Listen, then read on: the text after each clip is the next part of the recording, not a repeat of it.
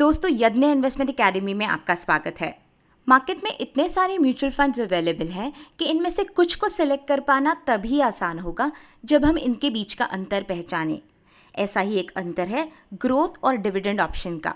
तो चलिए इस वीडियो में हम इस विषय पर विस्तार में बात करें। जब भी म्यूचुअल फंड्स में आप ग्रोथ ऑप्शन के साथ इन्वेस्ट करते हैं तो म्यूचुअल फंड पोर्टफोलियो जो भी प्रॉफिट्स कमाता है वो री इन्वेस्ट हो जाते हैं और डिविडेंड ऑप्शन में इन्हीं प्रॉफिट्स का एक हिस्सा इन्वेस्टर्स को दे दिया जाता है। कोई भी म्यूचुअल फंड आप ले लीजिए, उसका ग्रोथ और डिविडेंड ऑप्शन जनरली आपको मिल ही जाएगा। इन दोनों भी ऑप्शंस का mutual fund portfolio structure same रहता है और इनके प्रॉफिट्स भी एक ही समान होते हैं, मगर ये दोनों ऑप्शंस अपने प्रॉफिट्स का क्या करते हैं, यही चीज़ इन दोनों को अलग बनाती है और यही चीज़ है जो इन दोनों ऑप्शंस के एनएवी में भी फ़र्क लाती है। ग्रोथ ऑप्शन में प्रॉफिट्स री इन्वेस्ट हो जाने की वजह से एनएवी बढ़ती है और कैपिटल अप्रिसिएशन होता है, यानी आपके इनिशियल इन्वेस्टमेंट में वृद्धि होती है। डिविडेंड ऑप्शन में पहले प्रॉफिट्स की वजह से एनएवी बढ़ती है और इन प्रॉफिट्स का एक हिस्सा इन्वेस्टर्स को दिया जाता है और उसी मात्रा में फिर एनएवी घट जाती है। इसका एक उदाहरण देखते हैं। मान लीजिए प्रॉफिट्स कमाने के बाद आपके डिविडेंड ऑप्शन की एनएवी प्राइस है 100 रुपीज़। म्यूचुअल फंड हाउस ने डिसाइड किया कि हम पर यूनिट बेसिस पर 10 रुपीज़ का डिविडेंड देंगे, तो अब नया एनएवी रेट हुआ 100 - 10 यानी कि 90। और अब जब म्यूचुअल फंड हाउस नई इन्वेस्टमेंट्स का स्वीकार करेगा तो वो एक्स डिविडेंड एनएवी रेट पर यानी कि 90 रुपीज़ पर नई इन्वेस्टमेंट्स का स्वीकार करेगा। ग्रोथ ऑप्शन में प्रॉफिट्स री इन्वेस्ट हो जाने की वजह से आपकी इन्वेस्टमेंट्स पर कंपाउंडिंग की शक्ति का प्रभाव होने लगता है, यानी पहले आपकी इनिशियल इन्वेस्टमेंट रिटर्न्स कमाती है, फिर इनिशियल इन्वेस्टमेंट और रिटर्न्स ये दोनों भी और रिटर्न्स कमाने लगते हैं और डिविडेंड ऑप्शन में प्रॉफिट्स का एक हिस्सा इन्वेस्टमेंट से बाहर चले जाने की वजह से कंपाउंडिंग का पूरा प्रभाव इस ऑप्शन में नहीं हो पाता। बहुत बार ऐसा देखा गया है कि लोग जब कमाने की फेज़ में भी होते हैं तो वो डिविडेंड ऑप्शन को चूज़ करते हैं। उन्हें लगता है कि ये डिविडेंड्स हमारे इनकम के साथ सप्लीमेंट्री हो सकते हैं। तो आइए एक एग्जाम्पल देखते हैं जिससे आपको पता पड़ेगा कैसे ग्रोथ ऑप्शन को सिलेक्ट करने की वजह से कंपाउंडिंग का पूरा प्रभाव आपकी इन्वेस्टमेंट पर पड़ता है, कैसे जो डिविडेंड्स मिलते हैं वो साइजेबल नहीं होते हैं, मगर part of the profits dividends के स्वरूप में बाहर चले जाने की वजह से फाइनल कॉर्पस पर इम्पैक्ट पड़ता है। मान लीजिए दो दोस्त हैं, मिस्टर ए और मिस्टर बी। दोनों ने 1 लाख रुपए लमसम के स्वरूप में 10 सालों के लिए एक इक्विटी म्यूचुअल फंड में इन्वेस्ट किए, मगर मिस्टर ए ने ग्रोथ ऑप्शन में इन्वेस्ट किए और मिस्टर बी ने डिविडेंड ऑप्शन में। 10 सालों के बाद देखा गया कि रिटर्न्स इन दोनों ने भी कमाए 15% पर एनम बेसिस पर।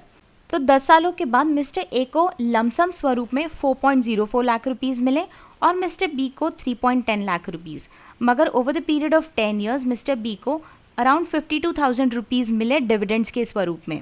चलिए इन फिगर्स को डिटेल में देखते हैं। डिविडेंड ऑप्शन जो है म्यूचुअल फंड का, उसने 15% रिटर्न्स तो कमाए, मगर इस ऑप्शन ने ये 15% प्रॉफिट्स में से 20% अमाउंट डिविडेंड के स्वरूप में अपने इन्वेस्टर्स को दी और 80% अमाउंट री इन्वेस्ट कर दी। अगर इन डिविडेंड अमाउंट्स को आप देखते हैं तो स्टार्टिंग में फर्स्ट ईयर में मिस्टर बी को 3,000 के आसपास पूरे साल में डिविडेंड मिला और आखिर में ये अमाउंट बढ़कर 8,000 के आसपास हो गई थी। मगर क्या ये सच में सप्लीमेंट्री इनकम के स्वरूप में सर्व कर पाई?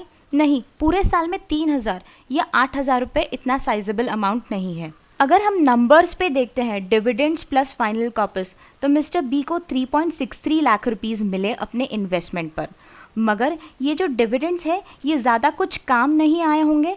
इधर उधर खर्च हो जाने की वजह से अगर हम इनको निकाल दें तो मिस्टर ए और मिस्टर बी के फाइनल कॉर्पस में अराउंड 95,000 का डिफरेंस होगा। और ये इतना बड़ा इम्पैक्ट सिर्फ मार्जिनल अमाउंट हर साल अपनी इन्वेस्टमेंट से बाहर निकालने की वजह से हुआ है। तो अगर सच में आपको अपनी इन्वेस्टमेंट से इनकम की ज़रूरत ना हो तो ग्रोथ ऑप्शन को ही चुनिए। तो चलिए बढ़ते हैं अगले डिफरेंस की ओर। जैसे कि हमने ऑलरेडी देखा, ग्रोथ और डिविडेंड ऑप्शंस में पोर्टफोलियो सेम होता है, इसीलिए फंड परफॉर्मेंस भी इन ऑप्शंस में सेम ही होता है। तो चलिए देखते हैं आपके इन्वेस्टमेंट पर कमाए हुए रिटर्न्स कब और कैसे आपके हाथ में आते हैं।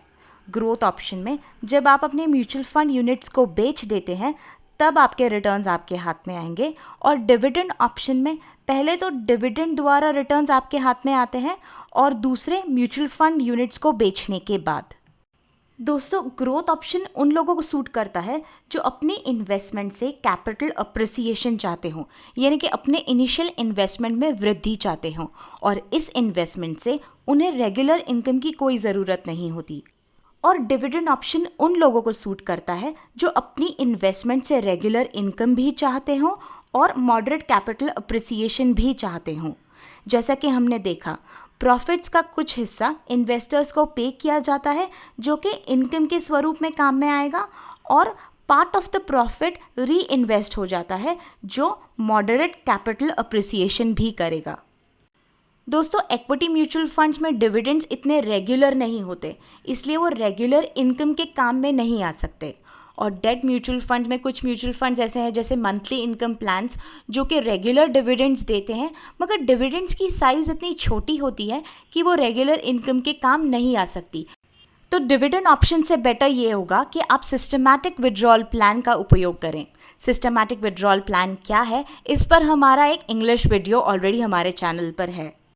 ग्रोथ और डिविडेंड ऑप्शंस का टैक्स ट्रीटमेंट एक समान होता है। अगर आपका mutual fund equity mutual fund है और 1 साल पूरे होने के अंदर अंदर आपने अपनी इन्वेस्टमेंट से पैसे निकाले हैं तो रिटर्न्स पर आपको फ्लैट 15% के हिसाब से टैक्स भरना पड़ता है।